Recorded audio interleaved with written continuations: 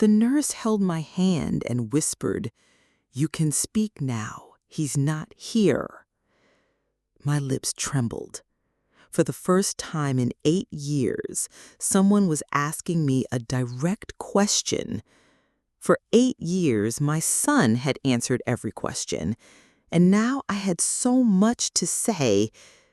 The words that fell from my mouth horrified the nurse. It all started with that cursed Tuesday morning. I was in the kitchen making my famous apple pie. Thomas, my son, always loved it since he was a little boy. I remember feeling a strange sensation, like someone had poured ice water down my spine. Then suddenly, the right side of my body went numb. I tried to call out, but my words came out garbled. The rolling pin fell from my hand, and I collapsed onto the kitchen floor. My neighbor, Mrs. Peterson, found me when she came over to borrow some sugar. Thank God for nosy neighbors. She called an ambulance, and I was rushed to the hospital. The doctor said I had suffered a stroke. I couldn't move the right side of my body, and my speech was slurred. The prognosis wasn't great, but they said with therapy and time, I could regain some function. Thomas was my only child, and when he heard about my stroke, he immediately flew in from Chicago. He'd been living there for years, working at some big company. We weren't particularly close. He'd always been a distant child, even more so after his father passed away. But blood is blood, and he was all I had. "Mom, I'm going to take care of you," he told me at the hospital, holding my hand with what seemed like genuine concern. "I'm going to move back to take care of everything. You don't need to worry about a thing." I was touched. Maybe this tragedy would bring us closer. Maybe, after all these years, I'd finally have my son back. How foolish I was. I had no idea that those comforting words were the beginning of my nightmare. The first few weeks after coming home from the hospital were relatively normal. Thomas helped me with physical therapy exercises. He cooked, cleaned, and gave me my medication. He was attentive and kind, everything you'd expect from a caring son. But then subtle changes began. He started controlling who could visit me. My friends would call, asking to come over, but Thomas always had an excuse why it wasn't a good time. "Mom needs rest," he'd say, or "she's not feeling well today." Gradually, those calls became less frequent until they stopped altogether. I was becoming isolated, cut off from everyone I knew. I tried to protest, but my speech was still difficult to understand, and Thomas would dismiss my concerns. "You're confused, Mom," he'd say with a patronizing smile. "The stroke affected your thinking. Just trust me to handle everything." And as my world grew smaller, I noticed other changes in Thomas. His eyes, once warm, now held a coldness I'd never seen before. The way he looked at me sometimes, it made my skin crawl. Something was very wrong with my son, something I couldn't quite understand yet. What I didn't know then was that Thomas had lost his job in Chicago months before my stroke. He was drowning in gambling debts and had nowhere to go. My stroke had given him the perfect opportunity: a dependent mother with a paid-off house and a decent pension. I was his meal ticket, his way out of financial ruin. And as the weeks turned into months, I began to realize just how much danger I was in. Because Thomas wasn't just controlling my life, he was planning to take it over completely. I remember the night I first tried to call for help. Thomas had gone out, supposedly to get groceries. I managed to drag myself to the phone, my right arm still largely useless. I dialed 911 with shaking fingers, but when the operator answered, my speech was too slurred from the medication Thomas had given me, far more than my prescription called for. The woman couldn't understand what I was saying. And then I heard the front door open. Thomas had returned early. The look on his face when he saw me with the phone, I'll never forget it. That was the first time I truly feared my own son.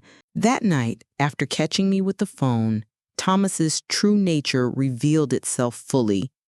His face contorted with rage as he yanked the phone from my hand and slammed it down.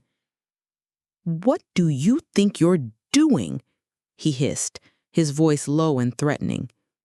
I tried to explain, but my words came out jumbled. He leaned in close, his breath hot on my face. "If you ever try something like this again," he said slowly, "I'll tie you to your bed and tell everyone you're having outbursts because of the stroke. No one would question it. No one would believe you over me." From that day forward, Thomas kept the phone locked away. He installed new locks on the doors, not to keep people out, but to keep me in. My home had become my prison, and my own son was my jailer. The years passed in a fog of medication and fear. Thomas controlled every aspect of my life: what I ate, when I slept, what medication I took. He would give me pills that made me drowsy and confused, keeping me docile and dependent. I knew they weren't all my prescribed medications, but I had no choice but to take them. I lost track of time. Days blended into weeks, weeks into months, and months into years. My world shrunk to the confines of my bedroom and occasionally the living room when Thomas allowed it. The physical therapy he'd initially helped me with stopped entirely. Why bother helping me regain my independence when a helpless mother served his purposes better? Thomas became bolder as time went on. He started taking me to medical appointments, but he would always be present during examinations. He wouldn't let doctors examine me alone, claiming I got very nervous without him nearby and might have another stroke if agitated. The doctors thought this was normal, even commendable. They praised his dedication. "What a devoted son," they would say, smiling at Thomas. "You don't see that kind of commitment often these days." Only if they knew the truth. If only they could see what happened when the doors closed and the curtains were drawn. If only they could hear my silent screams for help. I'd almost given up hope that anyone would ever discover what was happening. Thomas had created the perfect facade, and I was trapped behind it with no way out. My body had betrayed me with the stroke, and now my son had betrayed me with his cruelty. But then, after 8 long years of this nightmare, something changed. Thomas had been complaining about some pain in his back for weeks. Finally, it got bad enough that he needed to see a doctor himself. He couldn't leave me alone. I might try to get help, so he had to take me with him to his appointment. And that's when I met Dr. Morgan, the man who would ultimately save my life. As I sat in the waiting room while Thomas was being examined, a young nurse named Sarah noticed me. Perhaps it was the vacant look in my eyes, or maybe some divine intervention. But she approached me and started making small talk. Thomas had always spoken for me in public, so I was startled when she addressed me directly. "Are you comfortable, ma'am? Can I get you some water?" she asked kindly. I nodded slightly, afraid to speak. She brought me water and sat beside me for a moment. "You know," she said casually, "I used to work in the stroke recovery unit. I recognize the signs. How long has it been since your stroke?" The nurse held my hand and whispered, "You can speak now. He's not here." My lips trembled. For the first time in 8 years, someone was asking me a direct question. For 8 years, my son had answered every question. And now I had so much to say. The words that fell from my mouth horrified the nurse. "Please help me," I whispered, my voice rusty from disuse. "My son, keeps me prisoner." Sarah's eyes widened, but to her credit, she didn't dismiss me. She didn't assume I was confused or delusional. Instead, she squeezed my hand and whispered back, "Tell me more." The words came flooding out in a jumbled, desperate rush. 8 years of abuse and captivity tumbled from my lips as I clutched her hand like a lifeline. I told her about the medication, the isolation, the threats. I told her how Thomas controlled my money, my house, my entire existence. "He's going to be done soon," Sarah said, glancing toward the examination room. "I'm going to speak to Dr. Morgan. We'll help you, I promise." She walked away just as Thomas emerged from his appointment. He looked at me suspiciously, perhaps sensing something had changed. "Ready to go, Mom?" he asked, his voice pleasant but his eyes cold. I nodded meekly, playing the role I'd perfected over the years. But inside, for the first time in so long, I felt something stirring. Hope. As Thomas was helping me into the car, Sarah appeared with Dr. Morgan. "Mr. Daniels," the doctor called out, "could I speak with you for a moment? We need to discuss some additional tests for your back problem." Thomas hesitated, clearly annoyed at the delay. "Can it wait? I need to get my mother home for her medication." "It won't take long," Dr. Morgan insisted. "In fact, Nurse Sarah can take your mother to our consultation room, where she can rest comfortably while we talk."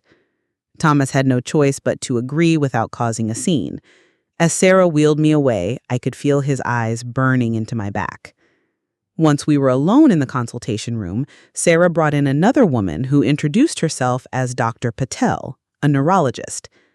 "Mrs. Daniels," she said gently, "Nurse Sarah has shared some concerning information with me. I'd like to examine you, if that's all right." I nodded, tears welling in my eyes. Dr. Patel conducted a thorough examination, asking me questions about my stroke, my recovery, and my current condition. She seemed particularly interested in my medication. "These aren't all standard stroke recovery medications," she said, frowning at the list I'd managed to provide. "Some of these are powerful sedatives. There's no medical reason you should be on this combination of drugs." As Dr. Patel examined me, she found other signs that contradicted the story of a well-cared-for stroke patient. Pressure sores from being left in one position too long, signs of malnutrition, muscle atrophy beyond what would be expected, suggesting I wasn't getting proper exercise or physical therapy. "Mrs. Daniels," Dr. Patel said, her voice grave but kind, "what you're describing is elder abuse. Your son has been neglecting your medical needs and possibly over-medicating you to keep you compliant. This is a criminal offense." The word criminal hung in the air. My son, a criminal. Despite everything he'd done to me, part of me still struggled to reconcile the sweet boy I'd raised with the monster he had become. "We need to report this," Dr. Patel continued. "We have protocols for situations like yours. We can help you get to safety." "He'll deny everything," I said, my voice shaking. "He'll say I'm confused, that the stroke affected my mind. Who would believe me over him?" Dr. Patel took my hand. "I believe you. The evidence of neglect and inappropriate medication is clear, and we have ways of protecting vulnerable adults like yourself." While we were talking, Dr. Morgan was keeping Thomas occupied in another room. They were coordinating their efforts, these angels in white coats who had finally seen through Thomas's facade. Sarah came back into the room. "Mrs. Daniels, we've contacted Adult Protective Services. They're sending someone right away, and the hospital security is on standby. Your son won't be able to take you home today." It was happening so fast. After 8 years of helplessness, suddenly there was action, momentum. I felt dizzy with the speed of it all, terrified and elated at the same time. "What will he do?" I asked. "That will depend on the investigation," Dr. Patel said. But our first priority is getting you to safety and proper medical care. The door opened, and a woman in a suit entered, introducing herself as Miss Rivera from Adult Protective Services. She spoke to me kindly but professionally, explaining my rights and the process that would follow. And then, the moment I'd been dreading. Thomas was brought into the room, accompanied by Dr. Morgan and a security guard. His face went pale when he saw all the people gathered around me. "What's going on here?" he demanded, his eyes darting from face to face before settling on me with an accusatory glare. The nurse held my hand and whispered, "You can speak now. He's not here to control you anymore." My lips trembled. For the first time in 8 years, I could speak freely without fear. For 8 years, my son had silenced me, and now I had so much to say. The words that fell from my mouth horrified everyone in the room, but they finally brought me freedom. My son has been keeping me prisoner in my own home for 8 years, I stated clearly, finding strength I didn't know I still possessed. He overmedicates me, isolates me, and has stolen my pension and savings. Thomas's face contorted with rage, then quickly rearranged into a mask of concern. "Mom, you're confused again. Remember what the doctor said about your episodes?" "Mrs. Daniels is not confused," Dr. Patel said firmly. "Her medical examination shows clear signs of neglect and inappropriate medication. We've already confirmed that several of the drugs you've been giving her are not what was prescribed." Thomas switched tactics immediately. "This is ridiculous. I've sacrificed everything to care for her. Ask anyone in our neighborhood. Ask our family doctor, Dr. Richards." "We will be speaking with Dr. Richards," Ms. Rivera said, "and conducting a full investigation. But for now, your mother will be admitted to the hospital for proper evaluation and care." Thomas's face darkened. "You can't do this. She's my mother. I have power of attorney." "That will be reviewed as part of our investigation," Ms. Rivera replied calmly. "If it was obtained under duress or while Mrs. Daniels was being improperly medicated, it may be invalidated." I watched the realization dawn on Thomas's face. His carefully constructed world was crumbling around him. For years, he'd controlled everything, anticipated every possibility, except this one. He hadn't counted on a perceptive nurse noticing something was wrong. "This is all a misunderstanding," he tried again, his voice taking on the charming tone he used with neighbors and doctors. "Mom has had these paranoid episodes before. Dr. Richards can confirm." "Mr. Daniels, Dr. Morgan cut in. We've already found discrepancies in your mother's medication. That alone is cause for serious concern. I suggest you cooperate with the investigation." Security was called to escort Thomas out of the hospital. As they led him away, he looked back at me with such hatred that I shivered. This wasn't over, I knew. Thomas wouldn't give up his meal ticket, me, without a fight. The next few days were a blur of examinations, interviews, and slowly decreasing medication. As the inappropriate drugs left my system, my mind cleared and my speech improved dramatically. The doctors were amazed at how much of my stroke symptoms had been exacerbated or even caused by the cocktail of sedatives Thomas had been giving me. Adult Protective Services moved quickly. They obtained a temporary restraining order keeping Thomas away from me. They assigned me a caseworker, a kind woman named Deborah, who visited daily to ensure I was safe and my needs were being met. The police became involved as well. Detective Martinez interviewed me multiple times, patiently listening to my story and gathering evidence. Bank records showed systematic emptying of my accounts. Pharmacy records revealed prescriptions that didn't match what I'd been taking. Neighbors, once interviewed separately from Thomas, recalled how they were never allowed to visit me alone. The case against Thomas was building, but I knew he wouldn't go down easily. He hired an expensive lawyer who tried to paint me as a confused old woman with dementia, imagining abuse where there was only devoted care. "Your Honor," his lawyer argued at one hearing, Mrs. Daniels suffered a severe stroke that affected her cognitive abilities.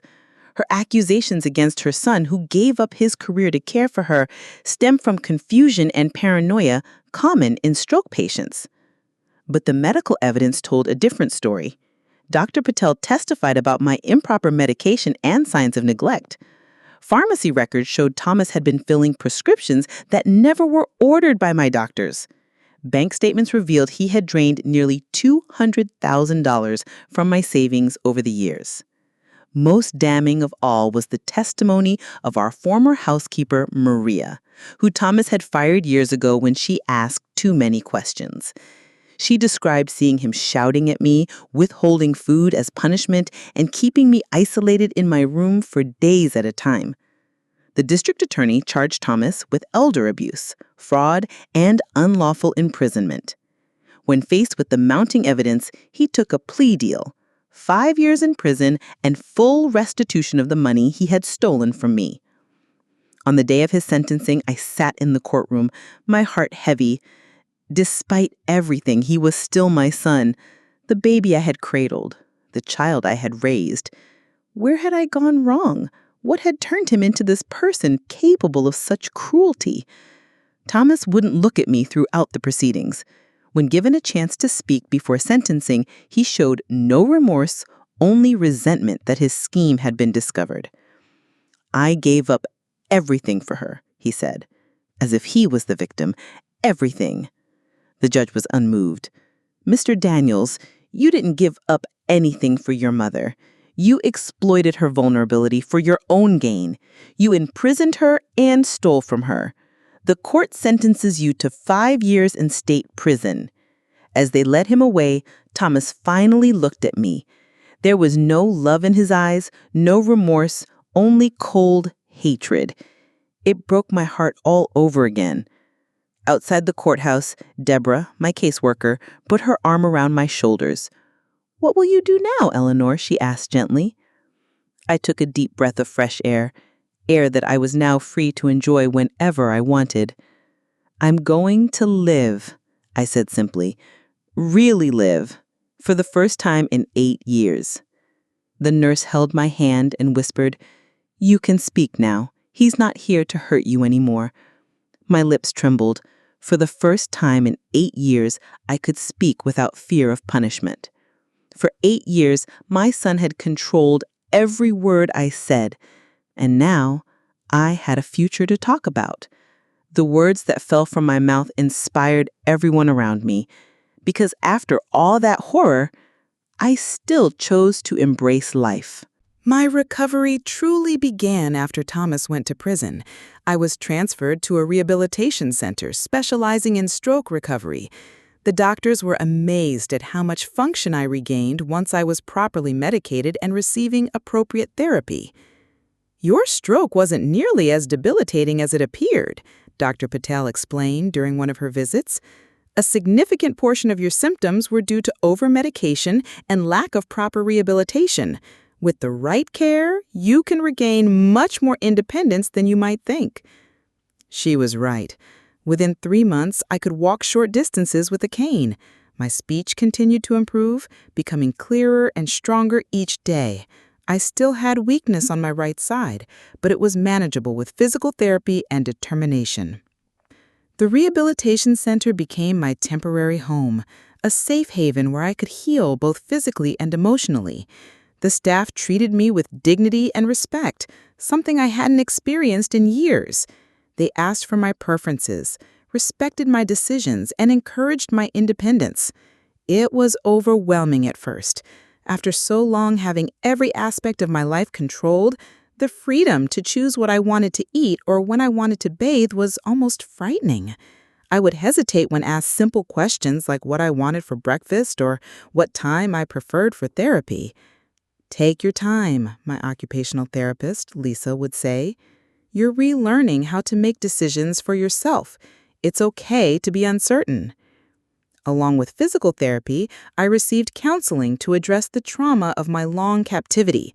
Dr. Chen, my psychologist, helped me work through the complex emotions I felt toward Thomas: the anger, the hurt, the guilt, and yes, despite everything, the love that still lingered for the son I had raised. "What you're feeling is normal," Dr. Chen assured me. "He's your son. It's natural to still care about him even after what he did. That doesn't mean you excuse his actions or want him back in your life." One of the hardest things to accept was that I might never understand why Thomas had done what he did.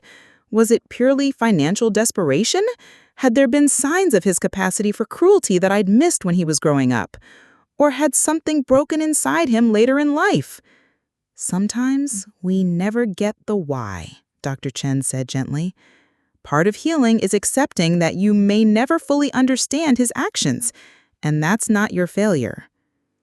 As my body and mind healed, I began thinking about the future. I couldn't return to my old house. Too many traumatic memories haunted those walls.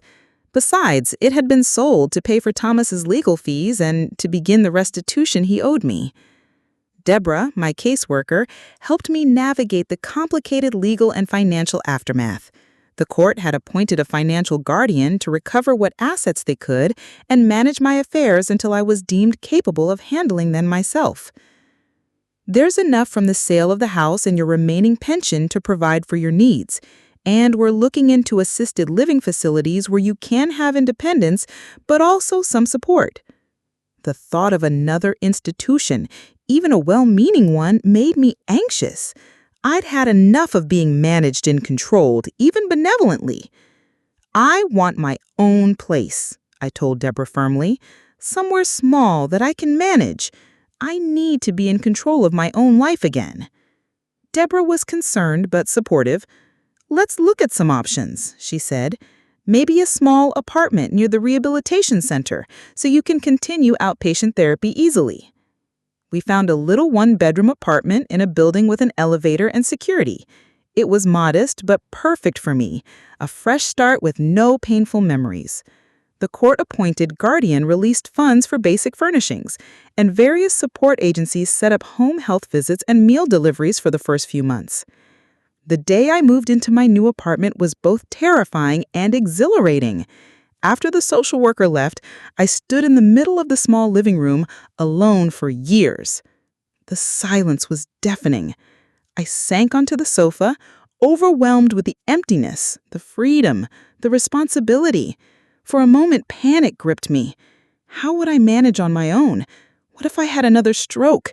What if I fell? Then I took a deep breath and looked around at my new home. It was mine. Every decision about this space would be mine. I could have visitors whenever I wanted. I could eat what I chose. I could stay up late or go to bed early. The remote control was mine alone. I laughed out loud at that thought. Such a small thing, controlling the television, but it symbolized so much. That night, I stayed up until 2 a.m. watching old movies just because I could. It was the most delicious rebellion. Recovery wasn't linear, of course. There were setbacks, days when my body wouldn't cooperate or when nightmares of my captivity left me shaking and afraid. But there was also progress, steady and undeniable. I joined a support group for survivors of abuse. The first time I attended, I was the oldest person there by decades and the only one who had been abused by a child rather than a partner. I almost didn't go back feeling out of place and awkward. But Carol, the facilitator, called me. "Eleanor, your perspective is valuable, and while the details may differ, the experience of having your trust violated by someone who should have loved you, that's something everyone in the group understands." So I returned and gradually found my voice in the group. Eventually, I even became something of a mentor to the younger women, offering the perspective that can only come with age and survival. 6 months after moving into my apartment, I received a letter from Thomas. My hand shook as I opened it, dreading what vitriol it might contain. But it wasn't hateful at all. It was worse. It was a carefully crafted plea for forgiveness, claiming he'd found God in prison, that he'd been sick but was now healed, that he wanted to make amends. The nurse held my hand and whispered, "You can speak now. He's not here to manipulate you anymore." My lips trembled. For the first time in 8 years, I could respond honestly to his lies. For 8 years, my son had forced me to accept his version of reality, and now I had the power to define my own truth. The words that fell from my mouth as I tore up his letter gave me more healing than all the therapy in the world, because I finally stood up for myself completely. I took Thomas's letter to my next therapy session with Dr. Chin. "He wants to reconcile," I said, my voice unsteady as I handed her the carefully written pages. "He says he's changed." Dr. Chin read the letter carefully, her expression neutral. When she finished, she looked up at me. "What do you think, Eleanor? What does your instinct tell you?" I'd been asking myself that question since the letter arrived. "It's too perfect," I finally said. "The wording, the religious references, the timing. He's up for parole next year. Everything about it feels calculated." Dr. Chin nodded. "Trust your instincts. They're sharper than you give them credit for."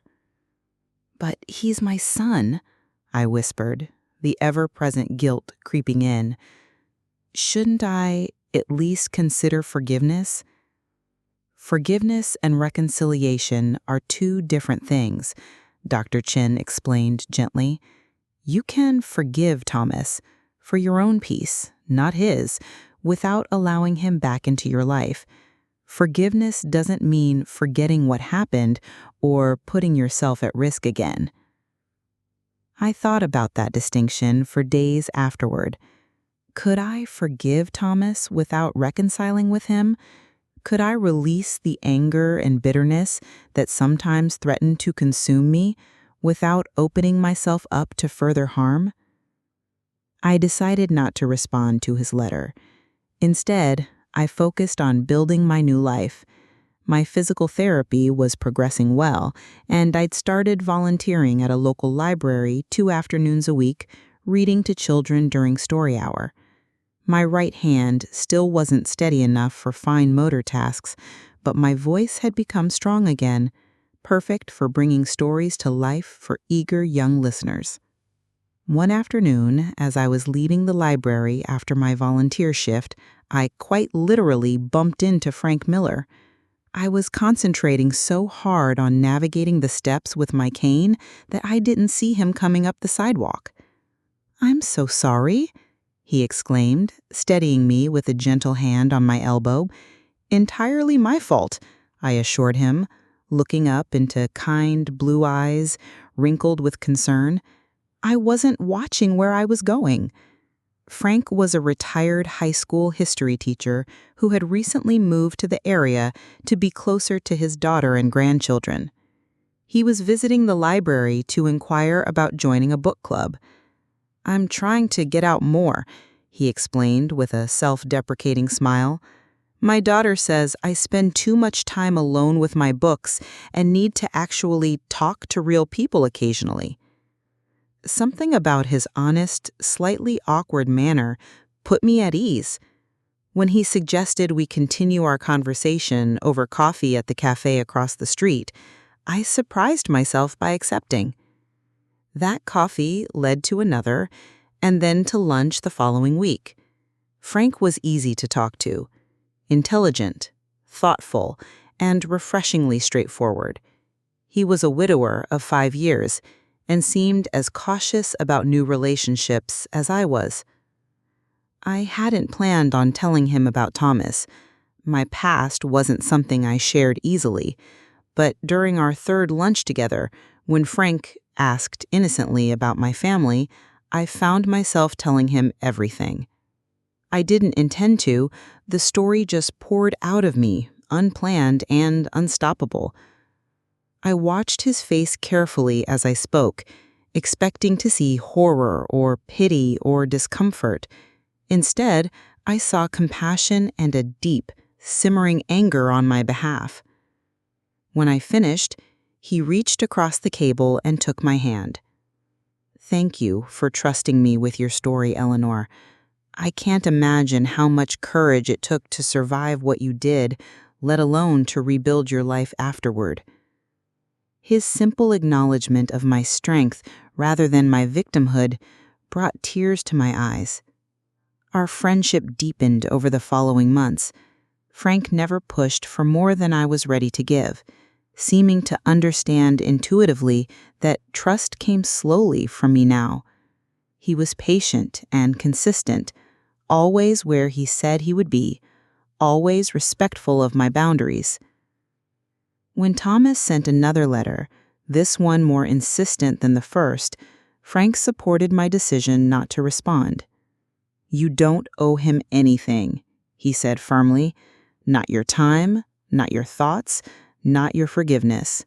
Those are yours to give or withhold as you choose." As my 1-year anniversary of freedom approached, I decided to mark the occasion with a small celebration.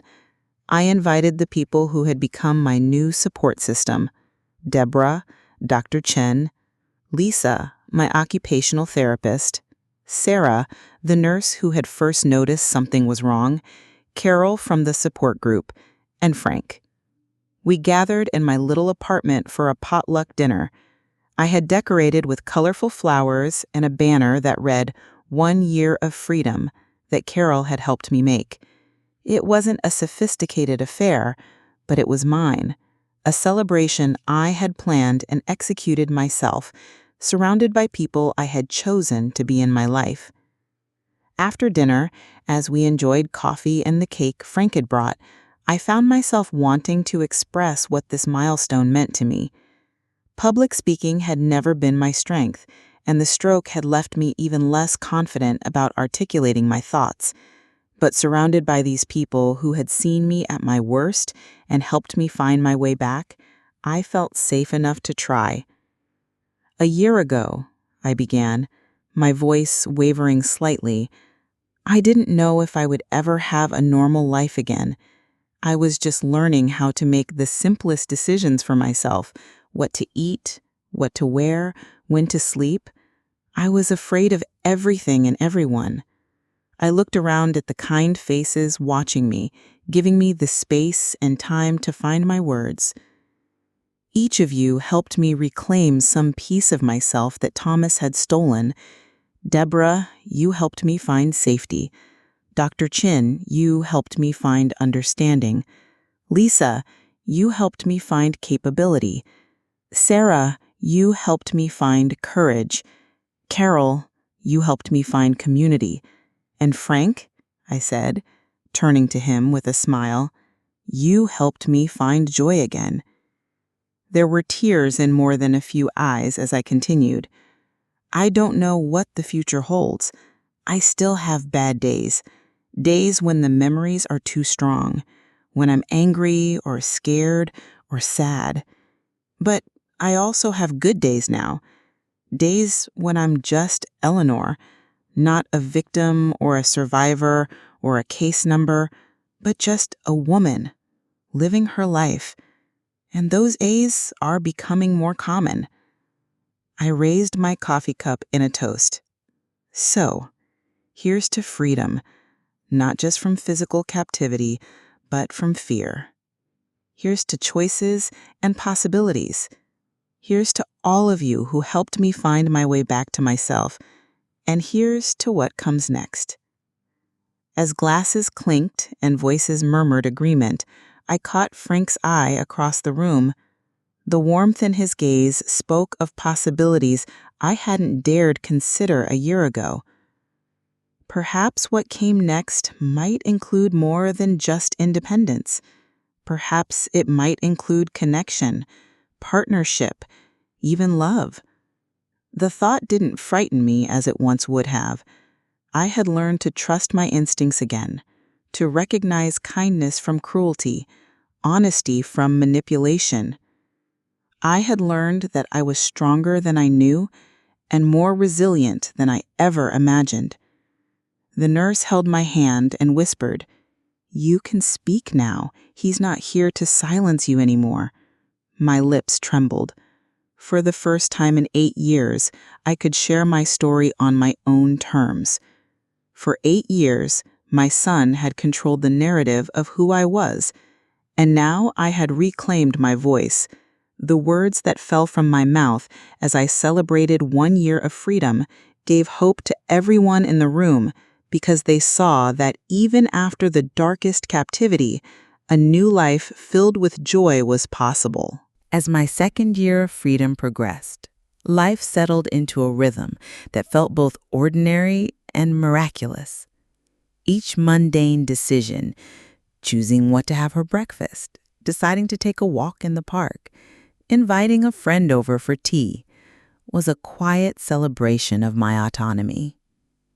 My relationship with Frank evolved naturally from friendship to something deeper. We took things slowly, both of us carrying the caution that comes from life's hard lessons. Frank never pushed, never assumed, always asked. His respectful patience was a balm to my still healing spirit.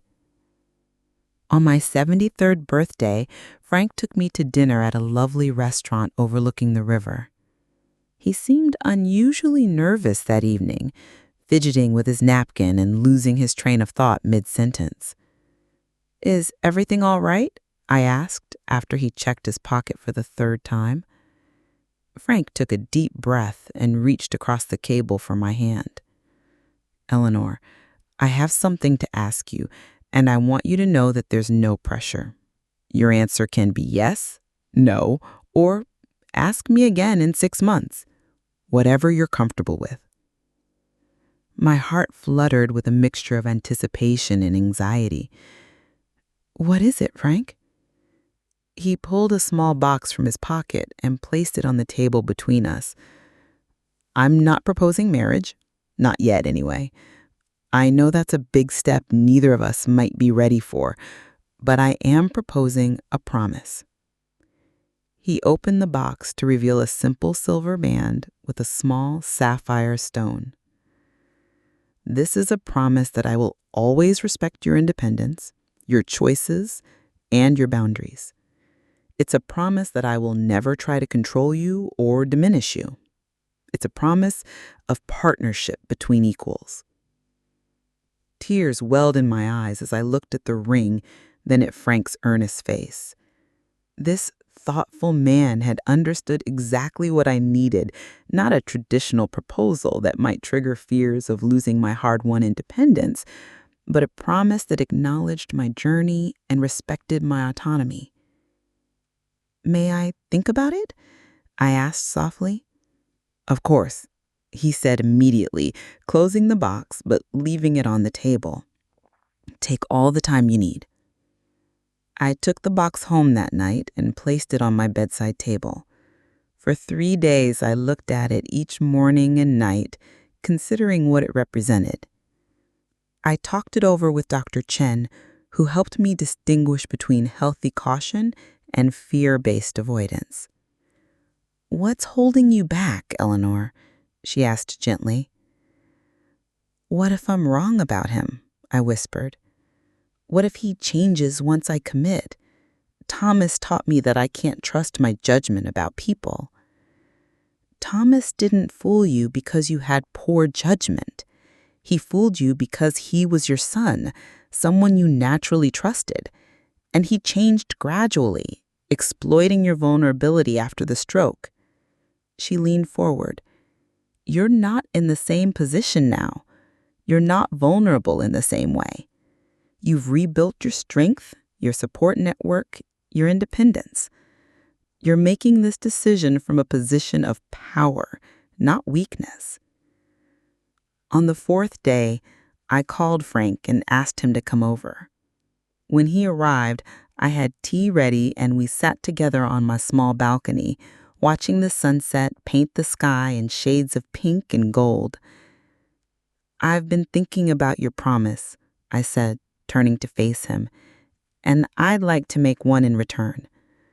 I took his hand in mine.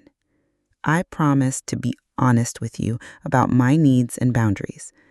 I promise to trust my own judgment and speak up when something doesn't feel right. I promise to be a partner, not a dependent." I slipped the ring onto my finger, and I promised to try every day to let go of the past and embrace the possibilities of now. Frank's eyes shone with emotion as he squeezed my hand. That's all anyone can ask for. Life with Frank was peaceful in a way I hadn't experienced in decades. We didn't move in together. I wasn't ready to give up my independent space, and he respected that. Instead, we spent time at each other's apartments, shared meals, went to concerts and museums, and simply enjoyed each other's company. Frank introduced me to his daughter, Jennifer, and his grandchildren, 8-year-old twins, Lily and Lucas.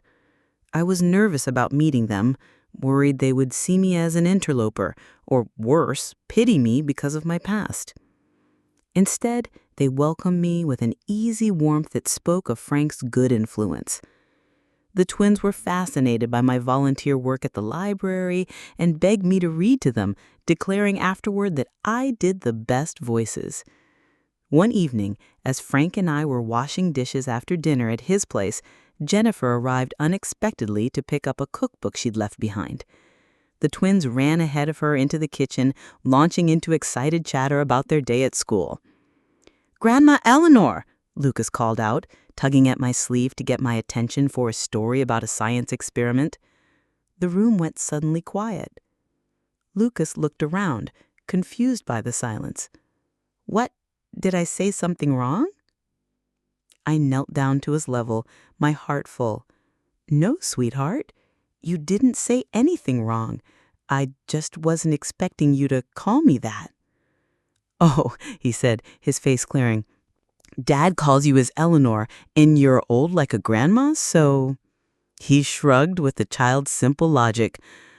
I laughed, tears pricking my eyes. "I would be honored to be your Grandma Eleanor if that's what you'd like to call me." Jennifer stepped forward, putting her hands on the twins' shoulders. "Only if you're comfortable with it," she said to me. "We don't want to presume." "It's more than all right," I assured her. "It's wonderful." Later that night, as Frank drove me home, I was quiet, processing the unexpected moment in the kitchen. "Are you okay?" he asked, glancing over at me. "Was it too much, what Lucas said?" I shook my head. It wasn't too much. It was healing. For so long, the only family relationship I had was toxic and painful. Being called grandma by a child who sees me as someone to care for rather than someone to exploit, it helps rewrite what family means to me. Frank reached over and squeezed my hand. "They adore you, you know. Jennifer told me that all they talk about after our visits is Grandpa's Eleanor and when they can see you again." In June of that year, Thomas came up for parole. I received notice of the hearing date and the option to provide a victim impact statement. The letter sat on my kitchen table for days while I wrestled with what to do. Part of me wanted to ignore it, to continue building my new life without looking back, but another part of me knew that I needed closure, that I needed to use my voice, the voice Thomas had tried to silence for so long. "I'll go with you," Frank offered, when I finally decided to attend the hearing. "You don't have to face this alone." The parole hearing was held in a small, stuffy room at the prison. I sat rigidly in my seat, Frank's solid presence beside me a comfort, as the door opened and Thomas was led in. The sight of him hit me like a physical blow. He'd aged in prison, his hair now more gray than brown, lines etched deeply around his mouth. He looked smaller somehow, less threatening than in my memories. But when our eyes met, I still saw that cold calculation behind his gaze. Thomas had prepared a statement expressing remorse and detailing his rehabilitation efforts, therapy, anger management classes, religious study. He spoke of his deep regret and his desire to make amends. It was a perfect performance, and I could see some of the parole board members nodding sympathetically. When it was my turn to speak, I stood, leaning slightly on my cane. I had prepared my statement carefully, working with Dr. Chen to find words that were truthful, but not vengeful, 8 years, I began, my voice steady. For 8 years, my son held me captive in my own home. He medicated me into compliance, isolated me from friends and medical care, and systematically stole my savings. He controlled every aspect of my existence: what I ate, when I slept, who I spoke to, even what I watched on television. I looked directly at Thomas, who had lowered his eyes in an appearance of contrition. The physical wounds have largely healed. With proper medical care I was denied for 8 years. I've regained much of my function after the stroke, but some scars don't show. I still have nightmares. I still flinch at sudden movements. I still struggle to trust my own judgment about people. I took a breath, steadying myself.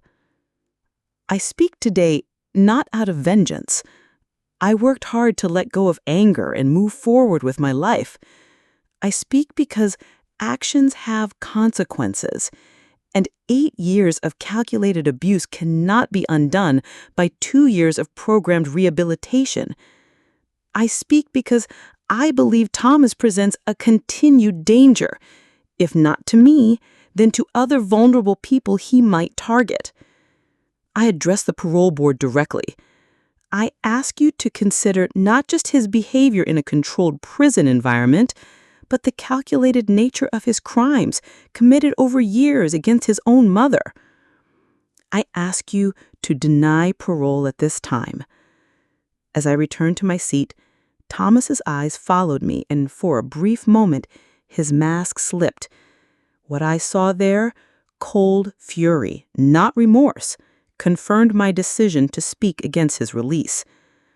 The parole board deliberated for less than 30 minutes before denying Thomas's application. He would be eligible to apply again in 1 year.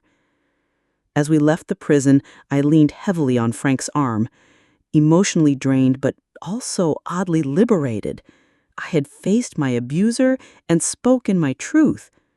I had used my voice, the very thing Thomas had tried hardest to take from me. "I'm proud of you," Frank said as he helped me into the car. "That took immense courage." "Not courage," I corrected him. "Self-preservation, and maybe a sense of responsibility to prevent him from hurting someone else." The nurse held my hand and whispered, "You can speak now, and your words have power." My lips trembled. For the first time in 8 years, I had faced my abuser without fear. For 8 years, my son had made me believe I was powerless, and now I had stood before him and spoken truth to power. The words that fell from my mouth at the parole hearing didn't just keep him in prison, they finally freed me from the prison of fear he had built in my mind. The fall after Thomas's parole hearing brought unexpected changes to my life. Jennifer, Frank's daughter, was offered a job opportunity in another state, a significant promotion that would advance her career substantially. After much family discussion, she decided to accept the position, which meant Frank's beloved grandchildren would be moving hundreds of miles away. "They want me to come with them," Frank told me one evening as we sat in my living room. "Jennifer says they found a lovely mother-in-law apartment attached to the house they're looking at. The twins are begging for Grandpa to come too." My heart sank. Though we had never spoken of marriage, Frank had become the center of my new life. The thought of losing him was like contemplating a return to darkness after finally finding light. "You should go," I said, fighting to keep my voice steady. "The twins adore you. They need their grandfather." Frank took my hands in his. "Eleanor, I'm not making this decision without you. Jennifer and the kids are important to me, yes, but so are you." He paused, searching my face. "Would you consider coming with me? Starting fresh, somewhere new, together?" The question caught me off guard. Move away? Leave the safety net I'd carefully constructed over the past 2 years? The medical team who understood my history, the support group where I'd found understanding, The small community I'd built at the library and in my apartment building. I don't know, Frank. My whole support system is here. I understand, he said gently. It's a big ask. I wouldn't suggest it if I didn't think we could build something good together, wherever we are. But I respect that your independence and security are paramount. We left the conversation open, both needing time to think. Over the next few weeks, I consulted with Dr. Chen about the prospect of moving. "What's your biggest fear about relocating?" she asked during one of our sessions. I thought carefully before answering. That I'd be starting over from scratch. That I'd be dependent on Frank in a new place where I don't know anyone else. That history might repeat itself. Those are valid concerns, Dr. Chin acknowledged. But remember how far you've come. You're not the same person who was vulnerable to Thomas's manipulation. You've developed strong boundaries and self-awareness. She leaned forward. That said, if you do decide to move, we should talk about establishing safeguards, finding a new therapist before you go, setting up connections with support services in the new location, maintaining financial independence. I nodded, appreciating her practical approach. I'm torn. I care deeply for Frank, and the thought of losing him is painful. But the thought of leaving everything I've rebuilt here is frightening. It doesn't have to be all or nothing, Dr. Chin suggested. Have you considered a trial period? Perhaps spending a month in the new location before making a permanent decision? The idea had merit. When I proposed it to Frank, he was enthusiastic. That's a wonderful idea. Jennifer's family won't be moving until after the school year ends. We could visit for a few weeks during spring break, get to know the area, meet some people. No pressure, just exploration. And so, in April, Frank and I flew to Asheville, North Carolina, where Jennifer and her family would be relocating. It was my first time on an airplane since before my stroke, and the experience was both thrilling and nerve-wracking. Frank's steady presence beside me made it manageable. Asheville was beautiful. Mountains, arts, a progressive community with resources for seniors. Jennifer had arranged for us to stay in a vacation rental near the house they would be moving to, giving us space to explore independently. During our visit, Frank introduced me to a retired colleague who had moved to Asheville years earlier.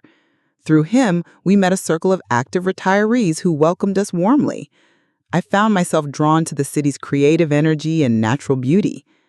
On a practical level, I researched medical facilities, found a promising stroke survivors support group, and even visited a library to inquire about volunteer opportunities. Slowly, I began to envision a possible life there. One afternoon, as Frank and I walked through the botanical gardens at Asheville, I found myself sharing thoughts I hadn't fully articulated even to myself. I've been defining myself by my trauma, I said, stopping to admire a particularly vibrant rhododendron.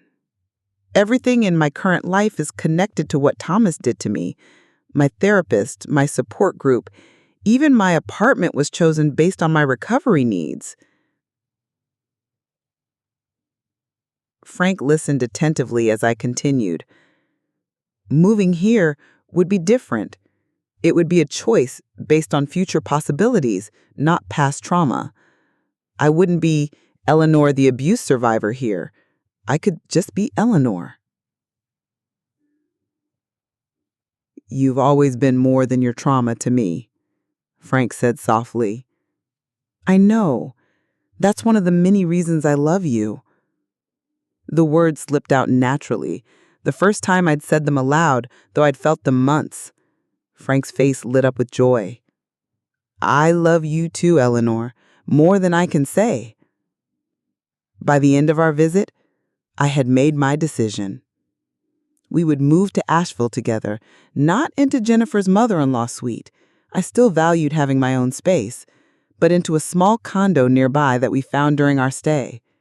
Frank would sell his apartment, and I would rent mine out rather than selling, maintaining a financial safety net. Dr. Chen helped me prepare for the transition, connecting me with a therapist in Asheville and working through strategies for maintaining my independence within the relationship. Deborah from Adult Protective Services provided resources about senior services in North Carolina. The move itself was exhausting but exhilarating. At 74, I was starting a new chapter in a new city with a man who respected and loved me. Frank and I settled into a comfortable routine in our condo, each maintaining some separate activities and friendships while building a life together. Jennifer and the twins lived just 10 minutes away, and our relationship deepened. The children filled our lives with energy and laughter, often staying overnight on weekends, baking cookies in our kitchen, or having picnics in our small backyard. I started volunteering at the local library, joined a water aerobics class for stroke survivors, and even took a pottery course at a community center. Frank joined a hiking group and a history book club, occasionally teaching as a substitute at the local community college. We had been in Asheville for about 6 months when I received a letter forwarded from my old address. It was from Thomas, writing to inform me that he had been denied parole a second time. The tone of the letter was different from his previous correspondence, less pleading, more accusatory. He blamed me for poisoning the parole board against him and suggested that I was being manipulated by whoever has taken my place.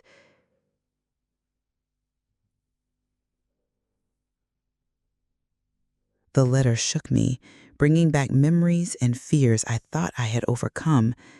I showed it to Frank, who immediately contacted the prison authorities to report the threatening tone. They assured us that Thomas's mail privileges would be reviewed and that they would keep a closer eye on his communications. I also shared the letter with my new therapist, Dr. Winters, who helped me process my reactions without allowing them to derail the progress I'd made. This letter shows that Thomas hasn't changed. He's still trying to manipulate and control you through fear. But notice your response. You're shaken, but not shattered. You're taking appropriate steps to protect yourself. You're not letting his words define your reality.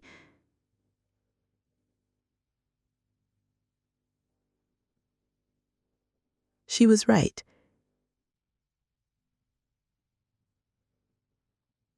Although the letter had disturbed me, it hadn't sent me spiraling into panic or depression as it might have a year or two earlier. I was stronger now, more secure in my new life. One afternoon, as I was volunteering at the library, helping to organize a senior reading program, a local reporter came to cover the initiative. She interviewed several volunteers, including me. "What brought you to this work?" she asked. I hesitated only briefly before sharing a simplified version of my story, the stroke, the abuse, the recovery, and my discovery of the healing power of stories in community. The reporter was moved.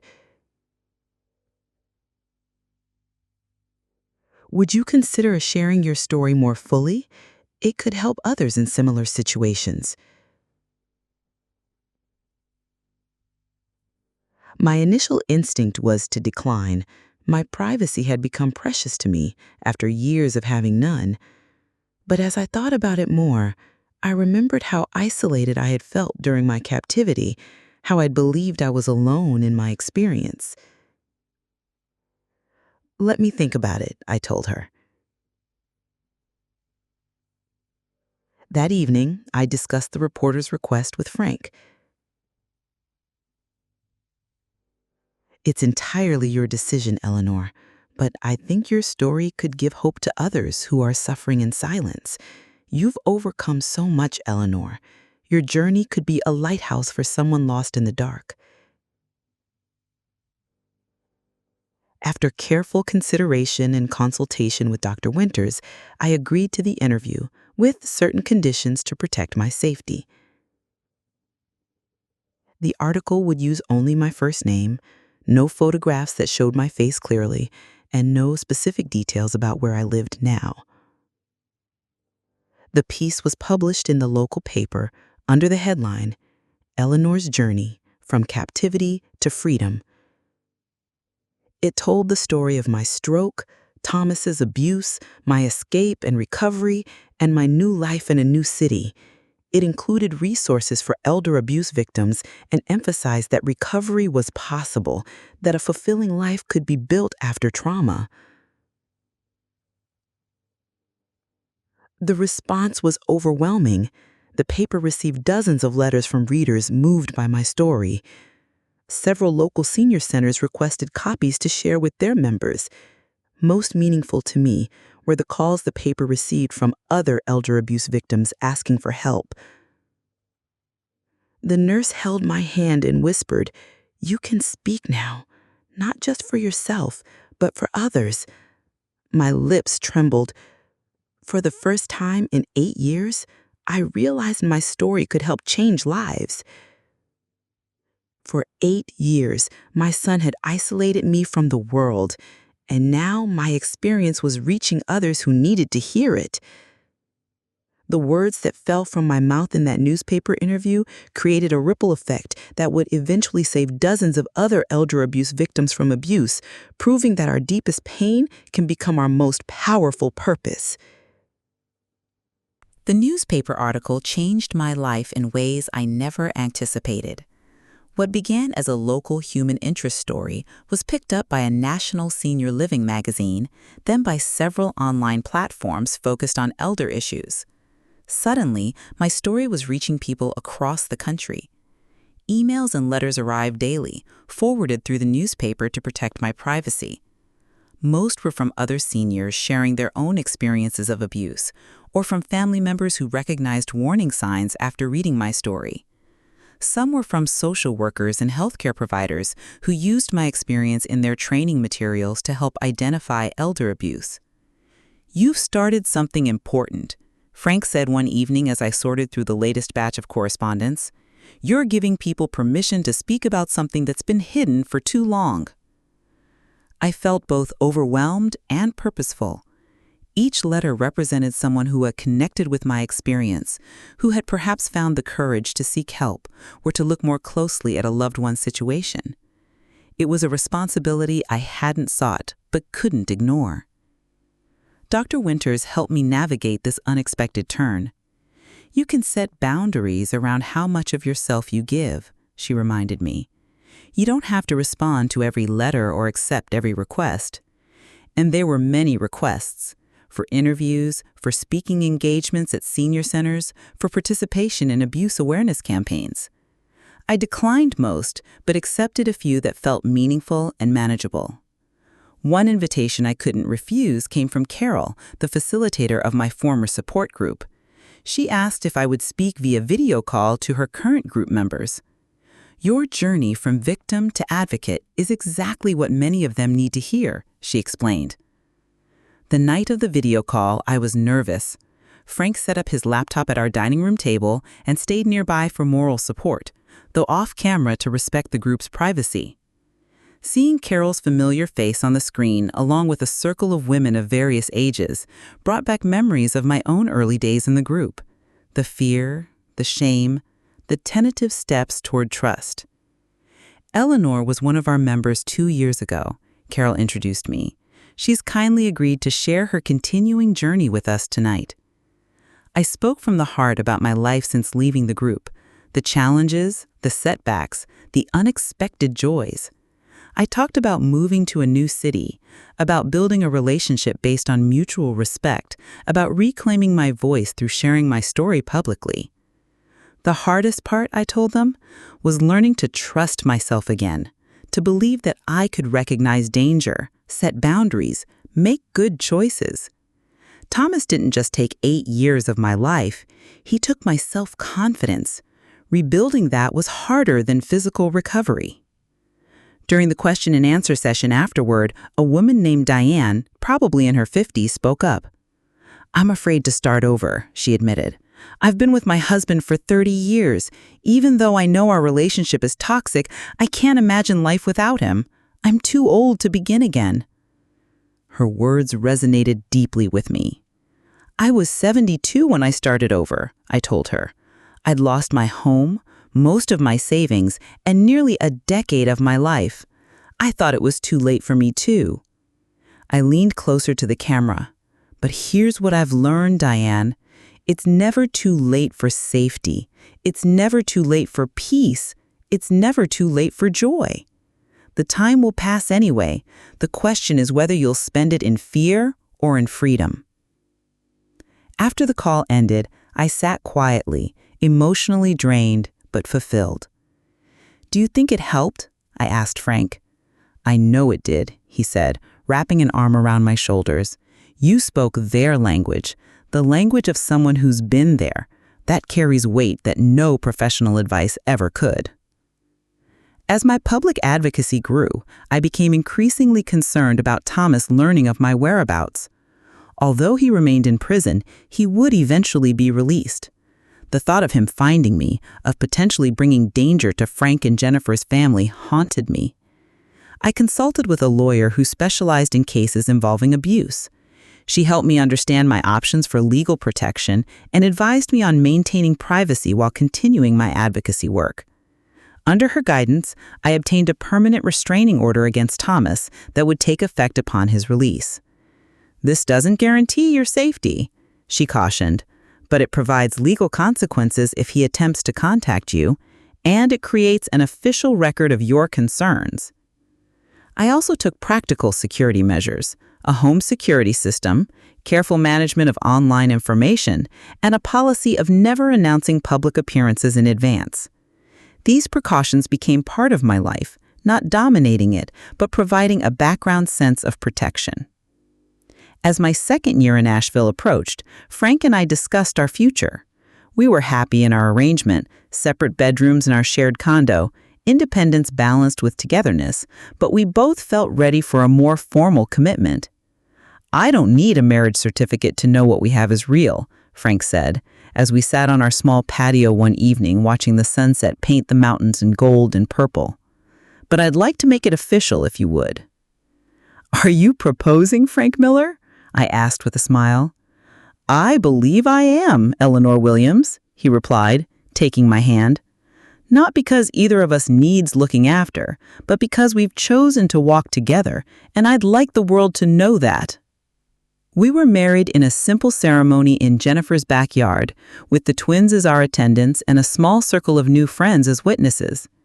At 75, I wore a pale blue dress and carried a bouquet of wildflowers. Frank, at 78, looked handsome in a gray suit with a blue tie that matched my dress. Our vows, which we wrote ourselves, acknowledged our pasts and embraced our future. With open eyes and open hearts, we choose each other. We bring to this marriage our whole selves, our joys and sorrows, our strengths and weaknesses, our hopes and fears. We promise to honor each other's independence as we build a life together, to speak truth with kindness, to listen with compassion, and to choose love every day. Life as Mrs. Miller was both familiar and new. We continued our individual activities while sharing daily life. Frank's gentle presence was a constant reminder that love could be supportive without being controlling, attentive without being suffocating. In the spring of that year, I received notice that Thomas was coming up for parole again. This time I chose not to attend the hearing in person, instead submitting a written statement. My therapist had helped me see that I didn't need to physically confront Thomas again to maintain my boundaries. To my relief, parole was denied a third time, largely due to Thomas's continued minimization of his crimes and his documented attempts to contact me despite warnings. The parole board noted that he still presented a risk to public safety. Around the same time, I was invited to speak at a national conference on elder abuse in Washington, D.C. It would be my largest platform yet, an audience of social workers, healthcare providers, law enforcement officers, and policymakers. I'm terrified, I confessed to Frank as we packed for the trip. What do I have to offer these professionals? They're the experts, not me. They're experts in policy and procedure, Frank pointed out. You're an expert in lived experience. That's equally valuable, maybe more so. Standing at the podium in that hotel ballroom, looking out at hundreds of attentive faces, I felt a surreal sense of distance from the frightened, silenced woman I had been just a few years earlier. The journey from that woman to this one, a public speaker, an advocate, a voice for the voiceless, seemed impossible, yet here I was. I spoke without notes, sharing my story once more, but focusing particularly on the systemic failures that had allowed my abuse to continue for so long. Doctors who never insisted on examining me alone. Neighbors who noticed my absence but never investigated. Financial institutions that didn't question unusual account activity. A healthcare system that prioritized efficiency over patient welfare. I don't blame these individuals, I clarified. They were working within systems that didn't train them to recognize the signs or give them clear protocols to follow. That's where you come in. You can change those systems. You can build safeguards. You can save the next Eleanor before she loses 8 years of her life. The standing ovation that followed my speech moved me to tears. Afterward, professionals lined up to speak with me, to share their insights, to ask questions about how they could improve their practices. I felt perhaps for the first time that the nightmare I had endured might serve a greater purpose, that my pain might be transformed into protection for others. The nurse held my hand and whispered, "You can speak now, and the whole world is listening." My lips trembled. For the first time in 8 years, I understood that my voice had power beyond my own healing. For 8 years, my son had convinced me I was worthless. And now I stood before hundreds of professionals who valued my insight. The words that fell from my mouth at that national conference would help shape new policies to protect vulnerable seniors nationwide, proving that sometimes our greatest purpose emerges from our deepest pain. The national conference marked a turning point in my journey from victim to advocate. After my speech, I was approached by representatives from several organizations dedicated to elder protection. They wanted my input on training materials, public awareness campaigns, and legislative initiatives. Rather than being overwhelmed by these opportunities, I felt energized. Working with these organizations gave structure and purpose to my advocacy, allowing me to channel my experience into concrete improvements in elder protection systems. One initiative particularly close to my heart was the development of a training program for medical professionals called Ask Them Alone. Inspired by my experience of doctors never speaking to me without Thomas present, the program established protocols requiring healthcare providers to have at least part of every appointment with elderly patients in private, creating safe opportunities for disclosure. Several hospital systems adopted the protocol, and early results showed increased identification of potential abuse cases. Each report represented someone like me who might now find help years earlier than I had. My work took me traveling more than I ever expected at my age. Frank often accompanied me, turning professional trips into opportunities for adventure.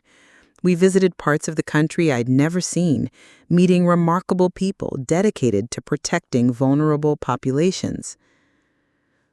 "Did you ever imagine this life?" Frank asked as we sat in a hotel room in Chicago, looking out at the city lights after I'd spoken at a medical conference.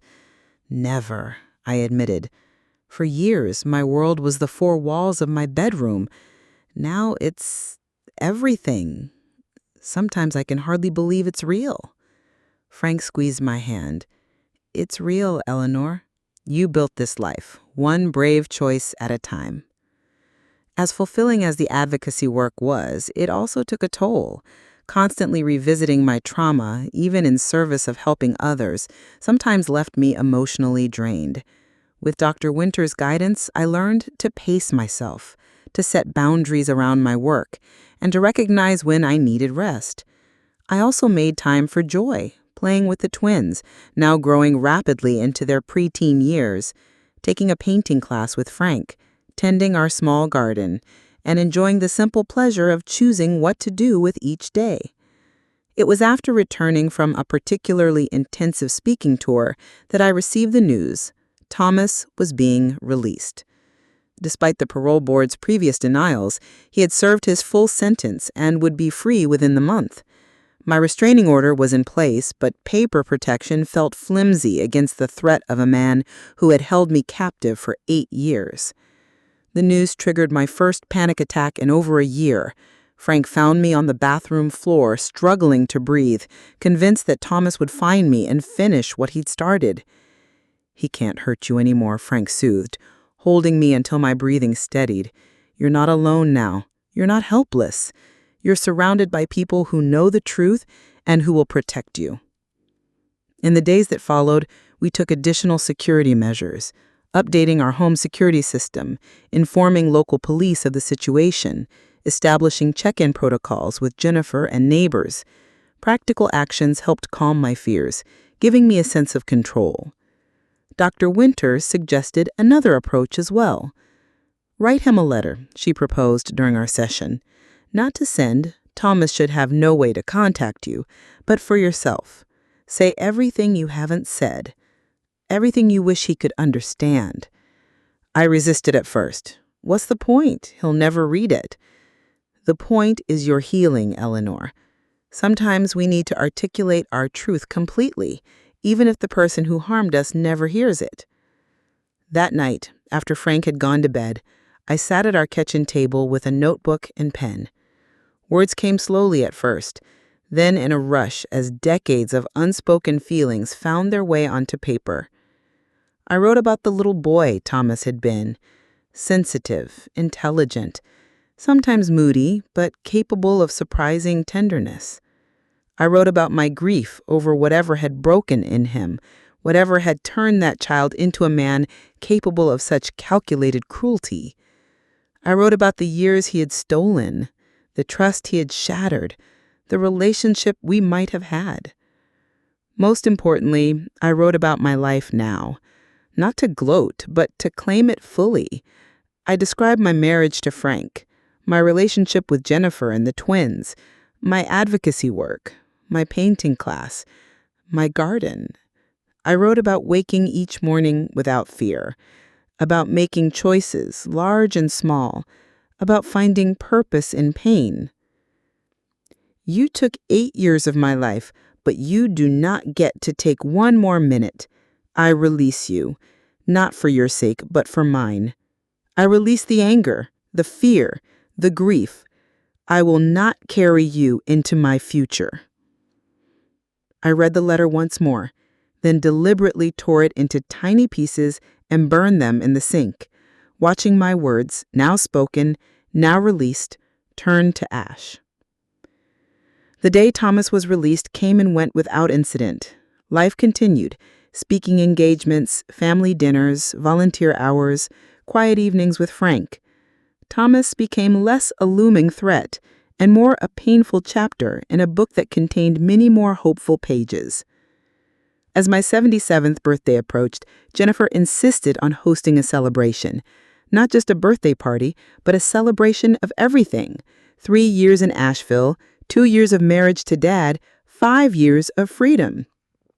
The party was held in their backyard on a perfect June evening. Japanese lanterns hung from trees, tables were set with colorful linens and wildflowers, and the aroma of Frank's famous barbecue filled the air. Friends we'd made in Asheville mingled with colleagues from my advocacy work who had traveled for the occasion. The twins had prepared a special surprise, a video compilation of messages from people whose lives had been touched by my story. Former support group members, social workers who had used my training materials, even a doctor who had identified an abuse case using the Ask Them Alone protocol. Each spoke of the difference my openness had made. As twilight deepened and stars appeared, Frank raised a toast. "To Eleanor," he said, his voice thick with emotion, "who teaches us daily that it's never too late for a new beginning, never too late for joy, never too late for purpose. You remind us that our darkest chapters don't define our whole story." Looking around at the circle of faces illuminated by lantern light, Frank, Jennifer, the twins, friends new and old, I felt a profound sense of peace. The journey from captivity to this moment had been long and often painful, but every step had led me here, to this life I could never have imagined during those dark years. Later that evening, as Frank and I walked home hand in hand through the quiet streets in my condo, I found myself thinking of a conversation I'd had with a young social worker after a recent speaking engagement. "How do you not hate him?" she had asked, referring to Thomas. "After everything he did, how do you move forward without being consumed by anger?" I hadn't had a ready answer then, but walking under the stars with my husband, I found it. "Hatred would be another form of captivity," I told Frank, sharing the thought. "It would keep me tethered to Thomas, to the past, and I've spent enough of my life in captivity." Frank squeezed my hand. "You've chosen freedom in every sense." "Not just freedom from," I clarified. "Freedom to. Freedom to love, to contribute, to enjoy simple pleasures, to make choices. That's the real victory." As we approached our condo, I paused to look up at the clear night sky, the stars brilliant above the mountain silhouettes. At 77, I had discovered that life could still surprise you, still offer new beginnings, still unfold in ways you never anticipated. My journey from victim to survivor to advocate had taught me that while we cannot always control what happens to us, we can choose how we respond, how we rebuild, how we transform pain into purpose. Thomas had taken 8 years of my life, but he had not taken my capacity for joy, for connection, for meaning. The following morning, I woke early and slipped out to our small balcony with a cup of tea, watching the sunrise paint the mountains in shades of pink and gold. My upcoming schedule was full: a speaking engagement at a medical school, meetings about expanding the Ask Them Alone program, volunteer hours at the library, a painting class with Frank.